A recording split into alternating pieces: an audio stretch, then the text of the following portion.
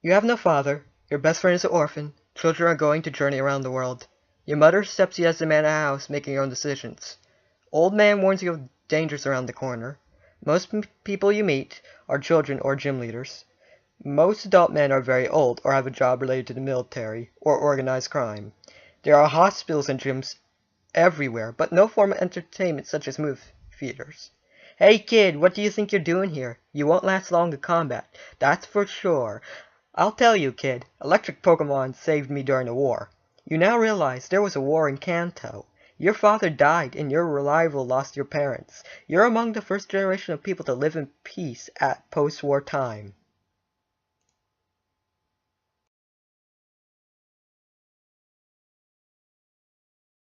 So what do you mean that there was a war just only in Kanto?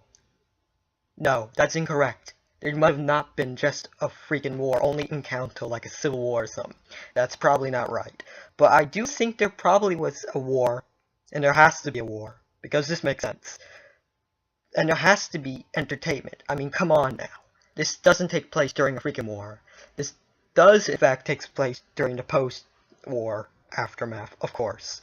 But how come Surge remembers the war? Okay, here's my theory. Kanto was not having a civil war. It was at war with other regions. Okay, think of it like World War. But there wasn't just one.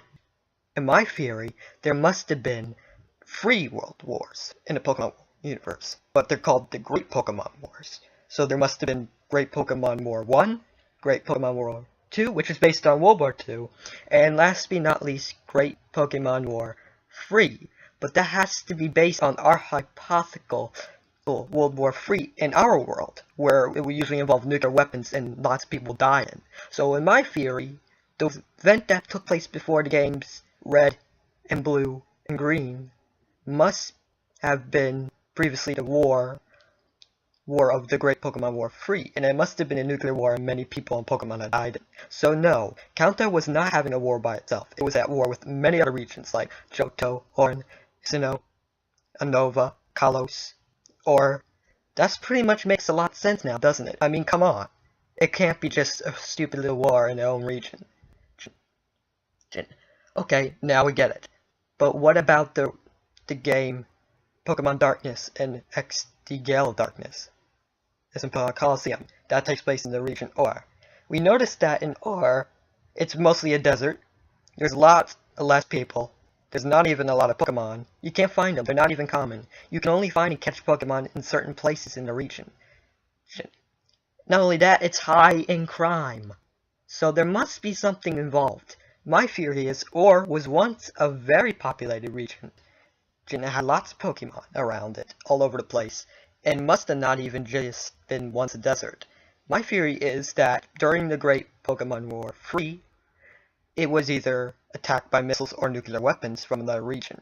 It could have been Sinnoh, it could have been Unova, it could have been Kalos, it could have been Johto, it could have been Kanto, it could have been Hoenn. Or even Orange Islands for all we know. But it makes sense because if it was a nuclear attack and they didn't recover, obviously that explains why there's not a lot of Pokemon in that region. You can only find them in certain places and catch them. And it also explains why there's not even a lot of people either and why it's so high in crime. My theory is Or got hit so hard to the point that not only it lost so many Pokemon and people, but also to the point that it's in a state of anarchy. Which means there's not gyms, there's no Elite Four, there's only a Coliseum. And it's always high in crime, because there's no government, because they didn't recover, because they were hit so badly that they couldn't recover. Okay, so that deals with Or. But what about the gym leaders in elsewhere, like in Kalos, Unova, Sinnoh, Hoenn, Orange Islands, and Kanto, and Johto? Okay, my theory is, the gym leaders, most of them would be veterans from the previous war, which was Great Pokemon War 3. But that doesn't mean all of them are formerly veterans of the previous war. Or, not all of them, but most are. I'll give you an example. Surge, of course, because he says to the player that some dumb Pokemon saved his ass during the war, obviously. Which makes sense, so yeah, he was probably a veteran. Okay, but others such as, I'll give you an example. Gargina from Sinnoh, the grass-type gym leader, looks pretty old enough to perhaps have been a general or perhaps even a veteran during the war. War. So that's pretty much a female example that was involved during the war. Rourke's the gym leader in Sinnoh who leads rock-type Pokemon. His father is the steel gym leader, and perhaps he wasn't born during the war, but was born afterwards. But however, his father, who was the steel-type gym leader in Sinnoh, was definitely in the war, fighting. More examples would be Brock's family. You know, Brock wasn't born during the war. His mom and dad could have been definitely involved in the military. I don't know about Misty, though. I mean, maybe her family could have been involved. Of course. Of course. Giovanni must have been involved in the crime. But I don't know about Giovanni, though.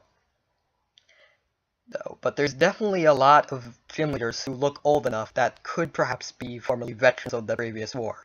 Gym leaders who aren't veterans are pretty much the people that look like they are too young enough to not even been born during the war, or probably were born at the end of the war but weren't even in the military. Okay, so that makes sense. But that also can be said, same thing for like the Elite Four as well. Okay, now this makes total sense now. Alrighty, that covers that. But that doesn't mean it's all it though, because after the war, pretty much since I said there was one war, World War, there was a Second World War, then there was a Third World War, which is based on our hypothetical Third World War in our world. So this means Great Pokemon War 1, Great Pokemon War 2, Great Pokemon War 3. These are all the global 3 wars that happened in the universe before the games took place. That's my theory. So that being said, though, when the Third War ended, this pretty much could mean that everybody looked at what the hell they did and decided that, what the hell are we fighting over for? We're killing each other for no apparent reason, and Pokemon as well. Well, so we pretty much have to say that there could have been some establishment of some global state, or it's kind of like the United Nations in our world, even though the United Nations was made after World War II. So, this being said though, after the war was over, Pokemon were not only ever going to be used as weapons ever again. They were never going to be used as weapons ever again. So this being said though, people didn't want to stop fighting, but not fighting for control or conquest of a region or for just killing people simply. Gyms in the Elite Four were established. This means that this could become a form of government to keep regions under control, in my opinion. So with the gym leaders and Elite Fours, this means regions are able to control themselves without having people going crazy and turning their regions to anarchy. Or, unfortunately, was not recovered, or just did not even recover from the Great Pokemon War 3. This being said, there's no gyms, there's no Elite Four, and there's definitely not any form of government in the region of war. So, just like I said, it's a region in anarchy, and they did not recover from the previous war. Okay, this makes sense. However, this doesn't mean that's all of it, and it's not like what I think of the theory. Definitely I have more to tell you in my theory. But what about Pokemon Mystery Dungeon? What about the trading card games? Good question. I'm glad somebody like me asks myself this. Okay, we all know in Pokemon Mystery Dungeon series, your character, the protagonist of the entire series and game, you always wake up as a Pokemon, not knowing how the hell you became a Pokemon, and somehow you remember somewhat that you were once a human. So how did you become a human? Well, you know, in Kanto and Creolian Cape, Bill, who has his own house/lab, accidentally or probably by mistake discovered he could turn himself into a Pokemon. And when the player comes and sees him that way, you finally go and help him turn back to normal into a human being. So this could be said the same way what happened to the character in Pokemon Mystery Dungeon. Same way he became or she became a Pokemon. However, you don't remember how you became a Pokemon, and it doesn't even says how you did for the rest of the entire game in series in Pokemon Mystery Dungeon. But that doesn't just solve it there. Since there's no human beings in the Mystery Dungeon series, perhaps your main character, must be one of the last humans, or few humans that are still left in the in the world. Because in my theories, though, that during the Great Pokemon War 3, or the third Great Pokemon War,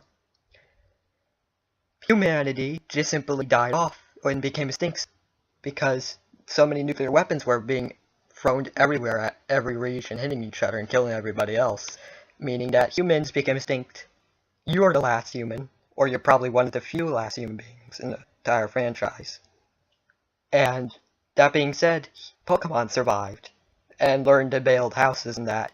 That being said, they survived. Humans did not. That's Pokemon Mystery Dungeon, in my theory. Is that humanity got killed off in the third Pokemon War, and Pokemon survived.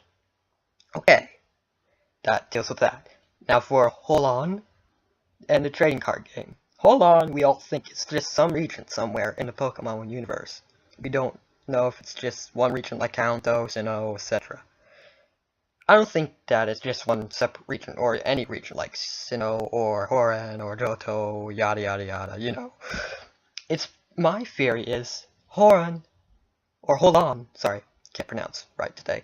Hold On probably is the entire world in the Pokemon universe, but an alternate world, where instead of humans becoming extinct during the third Pokemon War, Pokemon became extinct instead. And that being said, that when Pokemon became extinct after the war, people did not stop fighting though. Not fighting for simply conquest or anything like that. They fought for entertainment and for remembering the good old days. So even though Pokeballs were no longer usable, since there was no Pokemon left, cards were made, so that they could remember the Pokemon that used to live in the world before for Pokemon War, and that they could still battle each other, only with, instead of Pokeballs, but with cards instead. So this being said though, instead of Mystery Dungeon where humans died off, and hold on, the trading card series, this means that Pokemon died off instead of humans. However, I'm not saying every Pokemon became extinct. I'm sure that there are a few left, but there definitely only can be legendary Pokemon that survived, such as Mew, Dialga, etc. They survived, but they are probably somewhere hiding in the world, not wanting to be in presence of any human being whatsoever, because they don't trust them still, ever since the third Great Pokemon War. So okay, now this makes very sense of my fear of the Great Pokemon War theory. So this explains a lot. I covered what I think which makes more sense besides that. It definitely wasn't just one little war in Kanto, it was definitely a war, like World War I, World War II, and our hypothetical World War III, which we hope we won't ever get in our time. Or ever. Okay, this makes sense. I hope you agree to my theory. So pretty much this means that it wasn't just one global war, it was a bunch of free global wars to make them realize that it's just useless killing each other and using Pokemon to kill each other with. Okay. Thank you for watching. I hope you subscribe to my channel. See you next time and have a good one.